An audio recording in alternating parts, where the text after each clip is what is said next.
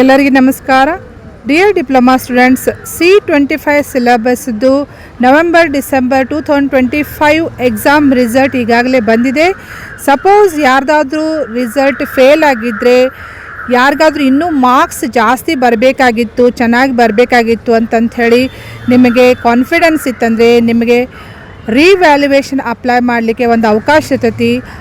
ಅಷ್ಟೇ ಅಲ್ಲದೆ answer ಪೇಪರ್ನು scanned ಕಾಪಿನೂ ನೀವು ತರಿಸ್ಕೊಂಡು ನೋಡಬಹುದು. ಸೊ ಅದಕ್ಕೂ ಅವಕಾಶ ಇರ್ತೈತಿ. ಸೊ ಅದಕ್ಕೆ ಹೇಗೆ ಅಪ್ಲೈ ಮಾಡಬೇಕು, ಲಾಸ್ಟ್ ಡೇಟ್ ಯಾವಾಗ, ಫೀಸ್ ಎಷ್ಟು ಅಂತಂಥೇಳಿ ಎಲ್ಲ ಮಾಹಿತಿಯನ್ನು ನಾನು ಈ ವಿಡಿಯೋದಲ್ಲಿ ಶೇರ್ ಮಾಡ್ತಾ ಇದ್ದೀನಿ. ಈ ವಿಡಿಯೋ ಎಂತನ ವಾಚ್ ಮಾಡಿ ನಿಮಗೆ ಸಾಕಷ್ಟು ಮಾಹಿತಿ ಸಿಗ್ತೈತಿ. ಮತ್ತು ಇದೇ ರೀತಿ ಡಿಪ್ಲೊಮಾ ರಿಲೇಟೆಡ್ ಎನಿ ಅಪ್ಡೇಟ್ಸ್ಗೆ ಈ ಚಾನಲ್ಗೆ ನೀವು ಸಬ್ಸ್ಕ್ರೈಬ್ ಮಾಡದೆ ಹೋದರೆ ಚಾನಲ್ಗೆ ಸಬ್ಸ್ಕ್ರೈಬ್ ಮಾಡಿಕೊಂಡು press the bell icon for immediate notification. Okay, so ಇಲ್ಲಿ ನೀವು ನೋಡ್ಬೋದು ಸರ್ಕ್ಯುಲರ್ ಡೇಟೆಡ್ 21 ಫೆಬ್ರವರಿ 2026 ಪ್ರಕಾರ ಏನು ಕೊಟ್ಟಿದ್ದಾರೆ ಅಂದರೆ C25 ಸಿಲೆಬಸ್ದು ಮರು ಮೌಲ್ಯಮಾಪನ ಅಂದರೆ ಥೇರಿ ಪೇಪರ್ದು ರೀಚೆಕ್ಕಿಂಗ್ ಮತ್ತು ಸ್ಕ್ಯಾನ್ಡ್ ಫೋಟೋ ಕಾಪಿ ತರಿಸ್ಲಿಕ್ಕೆ ಏನೆಲ್ಲ ಇನ್ಫಾರ್ಮೇಷನ್ ಇದೆ ಅಂತ ಹೇಳಿ ಇಲ್ಲಿ ಸರ್ಕ್ಯುಲರ್ನಲ್ಲಿ ಕ್ಲಿಯರ್ಲಿ ಮೆನ್ಷನ್ ಮಾಡಿದ್ದಾರೆ ನೋಡಿ. ಫಸ್ಟ್ ರೂಲ್ಸ್ ಹೇಳಿದ್ದಾರೆ. ಸೊ ರೂಲ್ಸ್ ಏನಂದರೆ ನೀವು ಅಪ್ಲೈ ಮಾಡಲಿಕ್ಕೆ ಫೀಸ್ ಮಾತ್ರ K2 ಮುಖಾಂತರನೇ ಅಪ್ಲೈ ಮಾಡಬೇಕು. ಸೊ ಇದು ಈ ಲೆಕ್ಕ ಶೀರ್ಷಿಕೆಯಲ್ಲಿ ಪಾವತಿಸಬೇಕು ಅಂತ ಹೇಳಿಕೊಟ್ಟಿದ್ದಾರೆ. ಸೊ ಇದನ್ನು ಮಾತ್ರ ಕ್ಲಿಯರ್ಲಿ ನೋಟ್ ಮಾಡಿಕೊಡ್ರಿ. ಮತ್ತು ಇದು ಫೋಟೋ ಕಾಪಿಗೆ ಮತ್ತು ರಿವ್ಯಾಲ್ಯುವೇಷನ್ಗೆ ಅಪ್ಲೈ ಮಾಡಲಿಕ್ಕೆ ಈಗಾಗಲೇ ಒಂದು ಫಾರ್ಮ್ಯಾಟ್ ಬಿಟ್ಟಿದ್ದಾರೆ. ನಿಮ್ಮ ಆಫೀಸ್ನಲ್ಲಿ ಹೋಗಿ ಕೇಳಿದರೆ ಆ ಫಾರ್ಮ್ಯಾಟ್ ತೊಗೊಂಡು ನೀವು ಆ ಫಾರ್ಮ್ಯಾಟ್ನಲ್ಲೇ ತುಂಬಬೇಕು. ಓಕೆ, ಸೊ ಇನ್ನು ಉತ್ತರ ಪತ್ರಿಕೆಯ ಫೋಟೋ ಕಾಪಿ ಅಂದರೆ ನಿಮ್ಮದು ಆನ್ಸರ್ ಪೇಪರ್ದು ಫೋಟೋ ಕಾಪಿಗೆ ಏನು ಫೀಸ್ ಇದೆ ಅಂತಂತೇಳಿ ನೀವು ನೋಡ್ಬೋದು. ಫಸ್ಟ್ ಲಾಸ್ಟ್ ಡೇಟ್ ಕೊಡ್ತಾರೆ ನೋಡಿರಿ.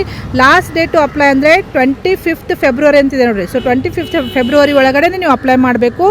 ಮತ್ತು ಫೀಸ್ ಎಷ್ಟಂದರೆ 250 ರುಪೀಸ್ ನೀವು ಪೇ ಮಾಡಬೇಕು ಪರ್ ಸಬ್ಜೆಕ್ಟ್. ನೀವು ಒಂದು ಸಬ್ಜೆಕ್ಟ್ ನೀವು ಫೋಟೋ ಕಾಪಿ ತರಿಸ್ಬೇಕಂದ್ರೆ 250 ರುಪೀಸ್ ಪೇ ಮಾಡಬೇಕು. ಸಪೋಸ್ ಎರಡದಂದರೆ ಸಪ್ರೇಟಾಗಿ ನೀವು ಪೇ ಮಾಡಬೇಕು, ಸಪ್ರೇಟಾಗಿಯೇ ನೀವು ಅಪ್ಲೈ ಮಾಡಬೇಕಾಗ್ತೈತಿ. ಓಕೆ, ಮತ್ತು ನಿಮಗೆ photo copy scanned photo copy ನಿಮ್ಮ ಕಾಲೇಜ್ನಲ್ಲಿನೇ ಸಿಗ್ತೈತಿ. ಸೊ ಇಲ್ಲಿ ಕ್ಲಿಯರ್ಲಿ ಮೆನ್ಷನ್ ಮಾಡಿದ್ದಾರೆ ನೋಡಿ, ನಿಮ್ಮ ಸಂಸ್ಥೆಯ ಇಮೇಲ್ ವಿಳಾಸಕ್ಕೆ ಮಾತ್ರ ಕಳುಹಿಸಲಾಗುವುದು ಅಂತ ಹೇಳ್ಕೊಟ್ಟಿದ್ದಾರೆ. ಸೊ ನಿಮಗೆ ಪರ್ಸ್ನಲ್ಲೇ ನಿಮ್ಮ ಮನೆಗೆ ಅಡ್ರೆಸ್ಸಿಗೆ ಬರೋಂಗಿಲ್ಲ.